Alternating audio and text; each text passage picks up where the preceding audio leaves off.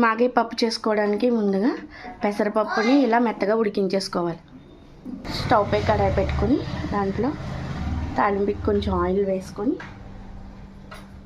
తాలింపుకి దీంట్లోనే కొద్దిగా ఆవాలు, కొంచెం జీలకర్ర, ఒక 2 ఎండుమిరపకాయలు వేసి ఒకసారి కలిపేసుకోండి.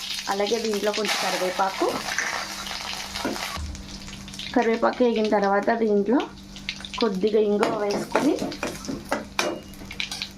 మనం ముందుగా తీసి పక్కన పెట్టుకునే ఈ మాగాయ పచ్చడిని కూడా దీంట్లో వేసుకుని ఒకసారి బాగా కలిపేసుకుందాం.